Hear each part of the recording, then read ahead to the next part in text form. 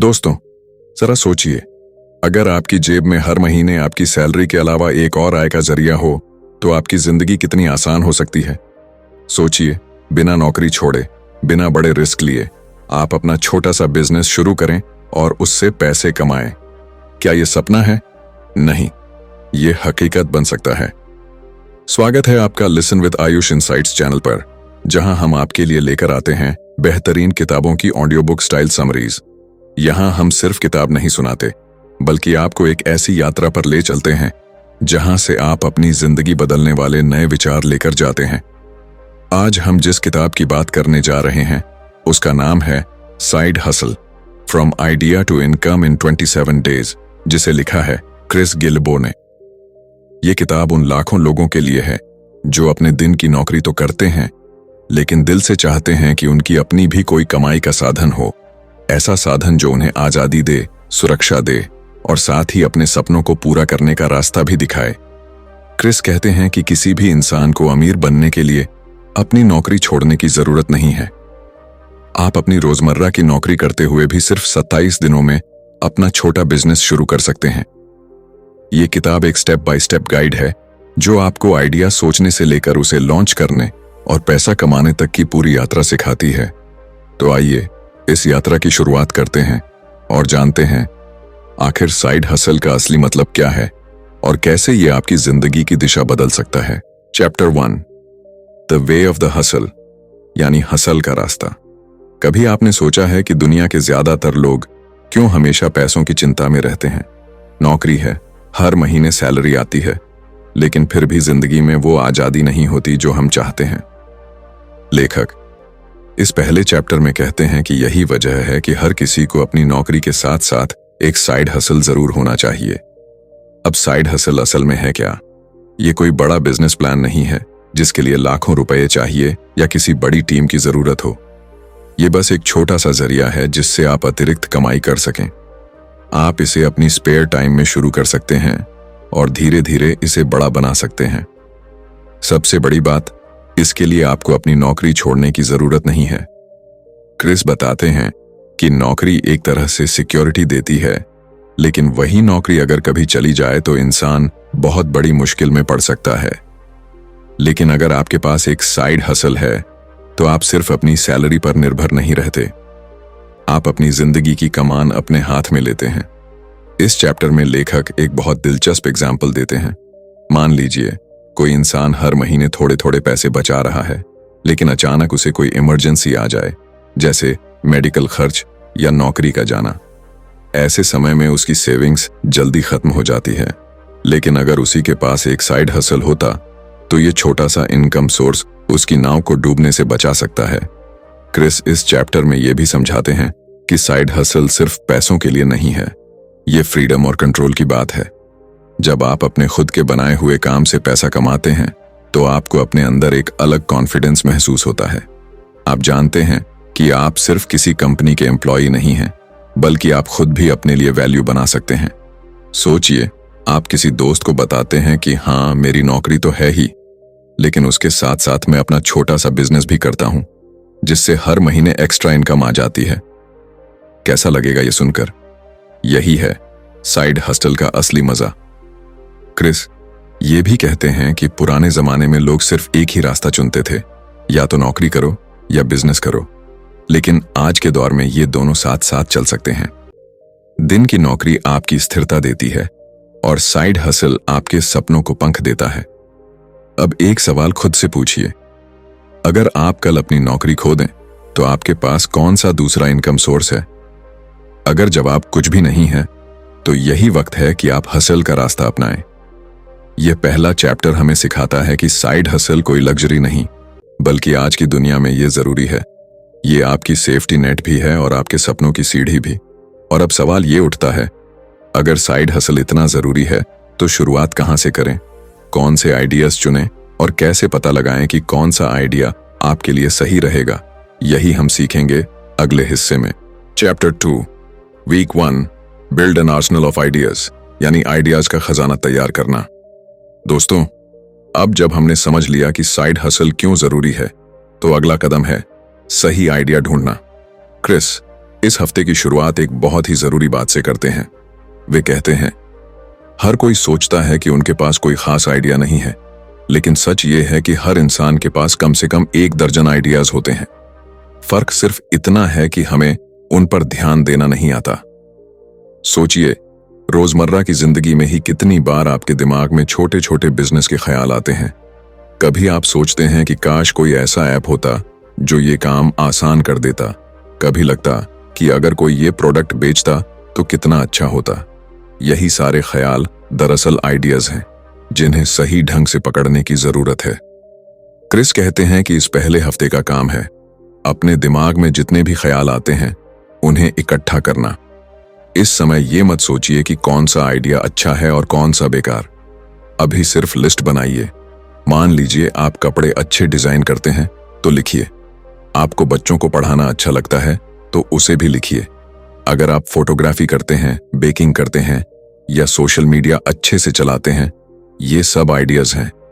अब क्रिस यहाँ एक बहुत दिलचस्प टेक्निक सिखाते हैं जिसे वे कहते हैं आइडिया कैप्चर। यानी हर बार जब भी कोई नया ख्याल आए तुरंत उसे नोट कर लीजिए, चाहे वो आपके फोन की नोट्स ऐप में हो या फिर किसी कॉपी में। आइडिया को सिर में रखकर मत चलिए, क्योंकि दिमाग बहुत जल्दी उसे भूल जाता है। इसके साथ ही वे सुझाव देते हैं कि इंस्पिरेशन के लिए दूसरों के कामों को भी देखिए। इंटरनेट पर सर्च कीजिए, लोगों की सक्सेस स्टोरीज पढ़िए, देखें कि लोग क्या बेच रहे हैं और कैसे बेच रहे हैं। कई बार सबसे अच्छे आइडियाज हमें तब मिलते हैं जब हम दूसरों को ऑब्जर्व करते हैं। क्रिस ये भी बताते हैं कि हर आइडिया आपको एंटरप्रेन्योर बनने के लिए नहीं बुला रहा होता, लेकिन अगर आप 20-30 आइडियाज का एक खजाना तैयार कर लेते हैं तो आगे चलकर उनमें से 1 या 2 ऐसे निकलेंगे जो आपके लिए परफेक्ट होंगे। इस हफ्ते का सबसे बड़ा सबक यही है, डोंट जज योर आइडियाज टू सून। यानी शुरुआत में किसी आइडिया को छोटा या बड़ा मत मानिए, बस जमा कीजिए, क्योंकि कई बार सबसे मामूली लगने वाला ख्याल ही सबसे ज्यादा पैसा कमा देता है। मान लीजिए कोई महिला अपने घर में छोटे बच्चों के लिए लंच बॉक्स बनाना शुरू करती है। शुरू में ये बस एक छोटा सा काम लगता है, लेकिन धीरे धीरे अगर डिमांड बढ़ी तो वही काम एक बड़ा बिजनेस बन सकता है। इस हफ्ते का एंड आते आते आपके पास कम से कम 20 से 50 आइडियाज की एक लिस्ट होनी चाहिए। यही लिस्ट आपकी असली ताकत बनेगी। और अब जब आपके पास आइडियाज का पूरा खजाना होगा तो अगला सवाल होगा, कौन सा आइडिया सबसे अच्छा है, कौन सा आपके समय और मेहनत के लायक है। यही हम जानेंगे अगले हिस्से में। Chapter 3, week 2, select your best idea, यानी अपना सबसे अच्छा आइडिया चुनना। दोस्तों, अब आप उस मुकाम पर पहुंच चुके हैं जहां आपके पास आइडियाज की एक पूरी लिस्ट है। हो सकता है कि आपके पास 20, 30 या शायद 50 से भी ज्यादा आइडियाज हों, लेकिन सच्चाई यह है कि सब आइडियाज काम के नहीं होंगे।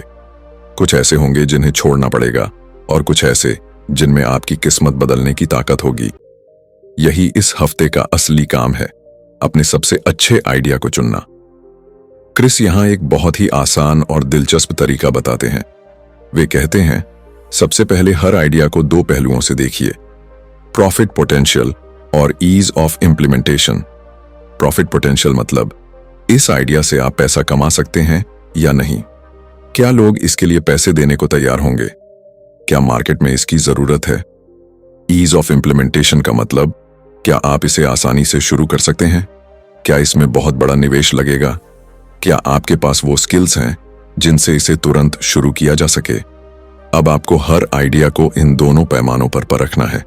मान लीजिए आपके पास एक आइडिया है हैंडमेड सोप्स बेचने का। प्रॉफिट पोटेंशियल अच्छा है क्योंकि लोग नेचुरल प्रोडक्ट्स खरीदना चाहते हैं। ईज ऑफ इम्प्लीमेंटेशन भी ठीक है क्योंकि आप घर पर ही इसे बनाकर ऑनलाइन बेच सकते हैं, तो ये आइडिया स्ट्रांग माना जाएगा। वहीं दूसरी तरफ मान लीजिए आपके पास एक आइडिया है कि आप कोई बहुत बड़ा मोबाइल ऐप बनाएंगे। प्रॉफिट पोटेंशियल अच्छा है, लेकिन ईज ऑफ इम्प्लीमेंटेशन मुश्किल है क्योंकि इसके लिए कोडिंग स्किल्स, डेवलपर्स और बहुत सारे रिसोर्सेज चाहिए। ऐसे में ये आइडिया इस वक्त के लिए प्रैक्टिकल नहीं होगा।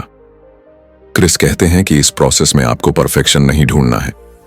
आपका मकसद बस इतना है कि आप एक ऐसा आइडिया चुनें जिससे आप जल्दी शुरुआत कर सकें और जो आपको कम से कम रिस्क में पैसे कमाने का मौका दे। इस हफ्ते की सबसे जरूरी लर्निंग यही है कि हर आइडिया आपके लिए सही नहीं होता और सही आइडिया वही है जो आपकी स्किल्स, रिसोर्सेज और मार्केट डिमांड तीनों से मेल खाए। लेखक यहां एक और मजेदार पॉइंट बताते हैं। वे कहते हैं कि कभी कभी आपका सबसे अच्छा आइडिया वो नहीं होता जो सबसे ज्यादा चमकदार लगे, बल्कि वो होता है जिसे आप तुरंत प्रैक्टिकली शुरू कर सकते हैं। यानी स्पीड यहां बहुत मायने रखती है, क्योंकि जितनी जल्दी आप लॉन्च करेंगे उतनी जल्दी आपको फीडबैक मिलेगा और उतनी जल्दी आप इंप्रूव कर पाएंगे। सोचिए, अगर आपके पास दो ऑप्शंस हैं, पहला एक बहुत बड़ा ऐप बनाने का आइडिया और दूसरा घर से केक बेकिंग का बिजनेस शुरू करने का आइडिया। ऐप बनाने में 1 साल लग सकता है और लाखों रुपए चाहिए होंगे, जबकि केक बेकिंग आप इस हफ्ते ही शुरू कर सकते हैं। अब बताइए कौन सा ज्यादा सही रहेगा? यही है क्रिस का point, choose the idea you can act on now. तो इस हफ्ते के अंत तक आपके पास सिर्फ एक चुना हुआ आइडिया होगा। वही आइडिया आपकी पूरी साइड हसल जर्नी का आधार बनेगा। और अब अगला बड़ा कदम है, जब आइडिया चुन लिया है तो उसे लॉन्च करने की तैयारी करनी है, यानी उसे असल जिंदगी में उतारना है। तो चलिए आगे बढ़ते हैं और अगले हिस्से में सीखते हैं। Chapter 4, week 3, prepare for lift off, यानी उड़ान की तैयारी करना। अब तक आप समझ चुके हैं कि साइड हसल क्यों जरूरी है। आपने अपने आइडियाज की लिस्ट भी बना ली है और उसमें से सबसे अच्छा आइडिया चुन भी लिया है। अब बारी है उस आइडिया को असल जिंदगी में उतारने की। क्रिस इस हफ्ते को कहते हैं प्रिपेयर फॉर लिफ्ट ऑफ, यानी उड़ान भरने से पहले की तैयारी। सोचिए, कोई रॉकेट जब लॉन्च होता है तो उससे पहले महीनों तक उसकी तैयारी होती है। उसी तरह आपका साइड हसल भी है। अगर तैयारी सही होगी तो लॉन्च स्मूथ होगा। अगर तैयारी अधूरी हुई तो रॉकेट उड़ान भरने से पहले ही गिर जाएगा। क्रिस यहां 3 सबसे अहम चीजों पर ध्यान दिलाते हैं: ऑफर तैयार करना, प्राइस तय करना और प्रेजेंटेशन को आकर्षक बनाना। सबसे पहले बात करते हैं ऑफर की।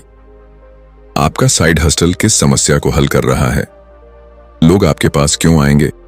याद रखिए, हर सक्सेसफुल बिजनेस किसी न किसी प्रॉब्लम का सॉल्यूशन होता है। उदाहरण के लिए, अगर आपका आइडिया हेल्थी टिफिन सर्विस शुरू करने का है तो आपका ऑफर यह होगा कि आप लोगों को घर जैसा स्वादिष्ट और सस्ता खाना देंगे। यानी आपका फोकस प्रोडक्ट पर नहीं बल्कि प्रॉब्लम के सॉल्यूशन पर होना चाहिए। अब आती है बारी प्राइसिंग की। ज्यादातर लोग सबसे बड़ी गलती यही करते हैं, या तो वे बहुत ज्यादा दाम रख देते हैं जिससे कोई खरीदता नहीं, या बहुत सस्ता रख देते हैं जिससे मेहनत का सही फल नहीं मिलता। क्रिस सलाह देते हैं कि दाम तय करते वक्त एक सिंपल सवाल पूछिए, क्या मेरी सेवा या प्रोडक्ट इतनी वैल्यू देता है कि लोग इसके लिए खुशी खुशी पैसे देंगे? अगर जवाब हाँ है तो प्राइस सही है। तीसरा है प्रेजेंटेशन, यानी आप अपने आइडिया को लोगों के सामने कैसे पेश करते हैं। कभी कभी प्रोडक्ट अच्छा होता है लेकिन उसकी प्रेजेंटेशन इतनी कमजोर होती है कि लोग इंटरेस्ट ही नहीं लेते। क्रिस कहते हैं कि आपको अपने आइडिया को इस तरह पेश करना चाहिए कि सामने वाले को तुरंत लगे, हाँ, ये तो मेरी जरूरत है। इसके लिए आप सिंपल लैंडिंग पेज बना सकते हैं, सोशल मीडिया पर अट्रैक्टिव पोस्ट डाल सकते हैं, या फिर अपने आसपास के लोगों से फेस टू फेस बात कर सकते हैं। इस हफ्ते की खास बात यह है कि आपको हर चीज को सिंपल रखना है। शुरुआत में परफेक्शन की जरूरत नहीं है। आपको बस इतना करना है कि आपका प्रोडक्ट या सर्विस तैयार हो और आप उसे दुनिया के सामने पेश करने के लिए तैयार हों।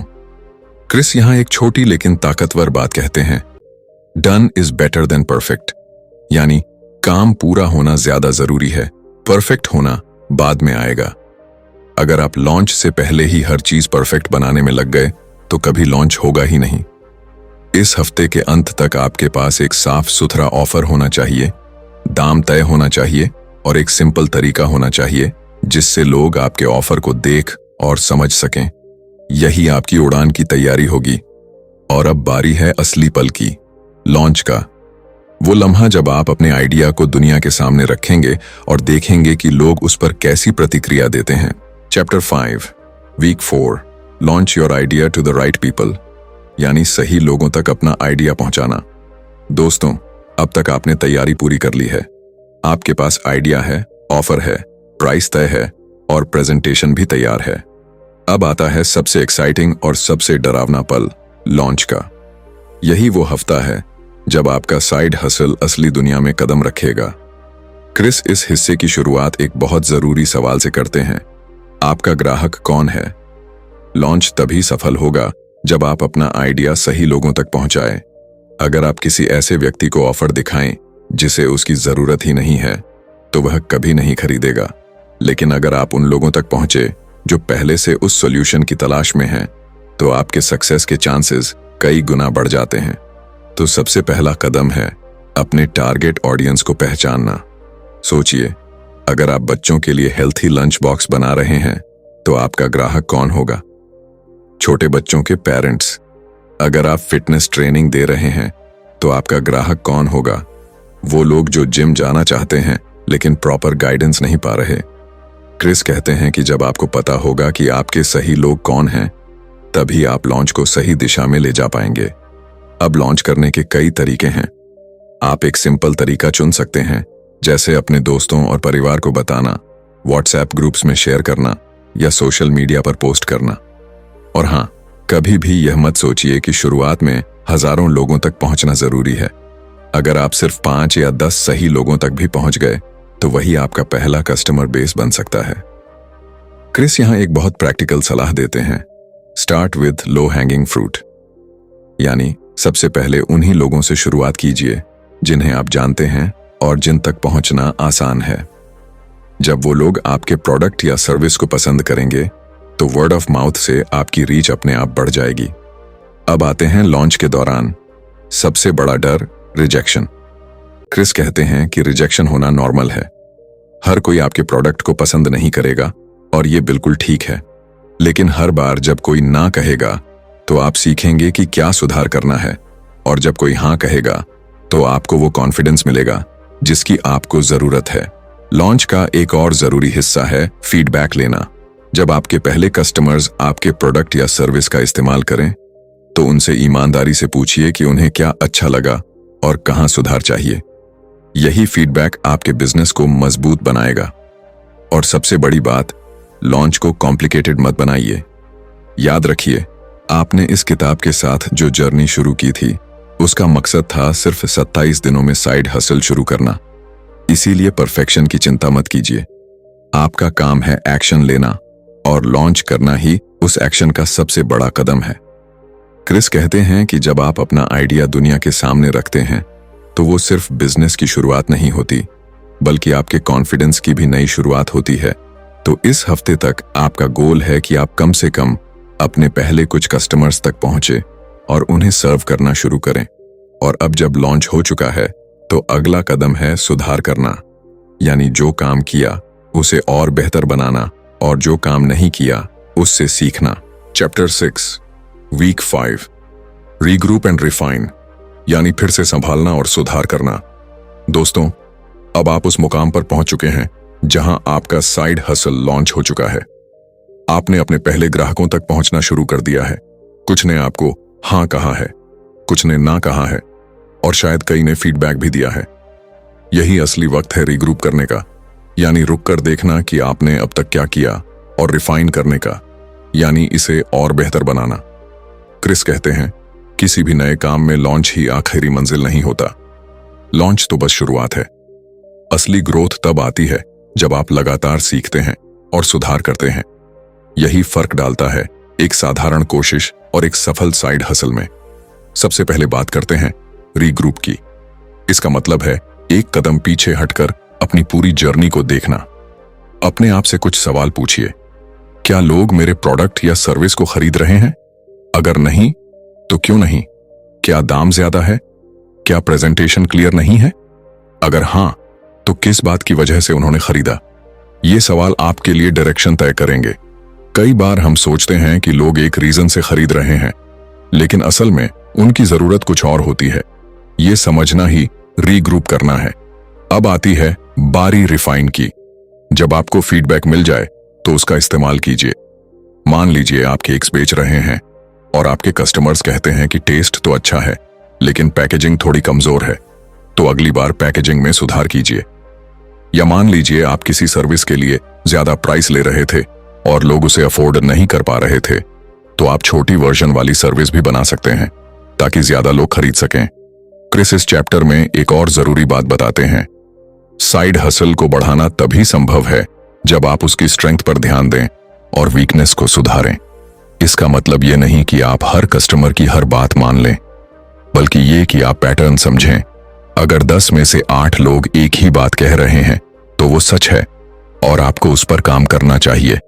इस हफ्ते की खास लर्निंग यही है, एडेप्टेशन इज द सीक्रेट। जो लोग बदलते नहीं वो टिकते नहीं, लेकिन जो लोग फीडबैक के आधार पर खुद को सुधारते रहते हैं वही लंबे समय तक सक्सेस पाते हैं। और सबसे मजेदार बात यह है कि रिफाइन करने का प्रोसेस कभी खत्म नहीं होता। हर बार जब आप आगे बढ़ेंगे आपको नए लेसन्स मिलेंगे और आपको अपना काम और बेहतर बनाना होगा। यही साइड हसल की असली खूबसूरती है। ये एक जर्नी है जिसमें आप हर दिन कुछ नया सीखते हैं। तो अब आप लॉन्च कर चुके हैं, फीडबैक ले चुके हैं और अपने आइडिया को रिफाइन भी कर रहे हैं। लेकिन क्रिस किताब के आखिर में एक एक्स्ट्रा चैप्टर जोड़ते हैं, किचन सिंक, जहां वो ढेर सारे प्रैक्टिकल टिप्स और आइडियाज एक साथ देते हैं। तो चलिए अब बढ़ते हैं किताब के आखिरी हिस्से की ओर। Chapter 7, kitchen sink. कभी कभी जिंदगी हमें यह सिखाती है कि हर चीज का एक तय पैटर्न नहीं होता। हसल भी ऐसा ही है। किताब के इस आखिरी हिस्से को लेखक ने नाम दिया है किचन सिंक।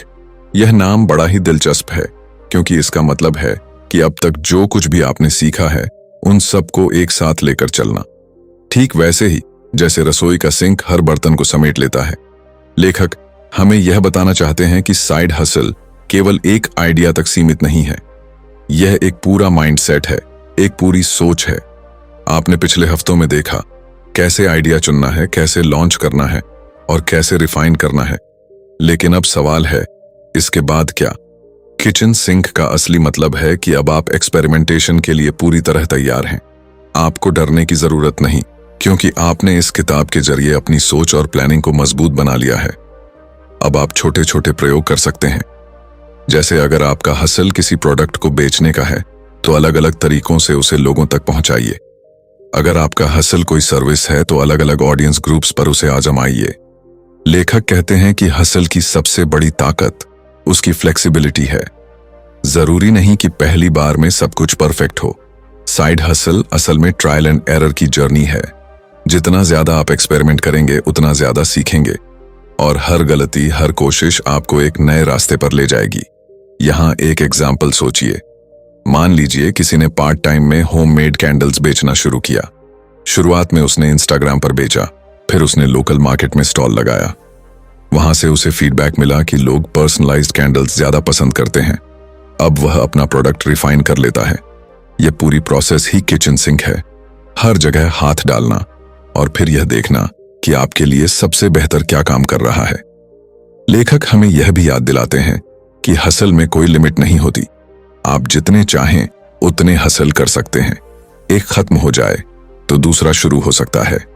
किसी को बंद करना हार मानना नहीं है, बल्कि यह मानना है कि आपने उसे सीख लिया और अब अगली जर्नी पर बढ़ रहे हैं। किचन सिंक दरअसल एक इनविटेशन है to keep going, to keep trying and to keep hustling. अब आप सोचिए, आपकी जिंदगी में कौन सा ऐसा साइड हसल है जिसे आप सिर्फ डर या अनिश्चितता की वजह से रोक रहे हैं? क्या आपने उसे हर एंगल से एक्सप्लोर किया है? क्या आपने अपने पास मौजूद सभी ऑप्शंस को आजमाया है? अगर नहीं, तो शायद यही समय है किचन सिंक वाला माइंडसेट अपनाने का। और दोस्तों, यही इस किताब का सबसे बड़ा लेसन है।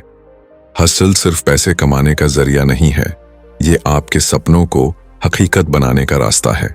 दोस्तों, यह थी साइड हसल किताब की पूरी यात्रा। 5 हफ्तों की यह कहानी हमें सिखाती है कि हसल सिर्फ पैसों का खेल नहीं है, बल्कि यह हमारी सोच, हमारे कॉन्फिडेंस और हमारी आजादी का रास्ता है। लेखक क्रिस गिल्बो ने हमें स्टेप बाय स्टेप समझाया कि कैसे एक आम इंसान भी बिना नौकरी छोड़े अपने खाली समय में एक ऐसा काम शुरू कर सकता है जो न सिर्फ उसकी इनकम बढ़ाए, बल्कि उसे जिंदगी में और ज्यादा चॉइसेस दे। सोचिए, जब आपके पास केवल सैलरी पर निर्भर रहने का डर नहीं होगा, तब आप कितने मजबूत और आजाद महसूस करेंगे। यही साइड हसल का असली मकसद है, जिंदगी को अपने टर्म्स पर जीना।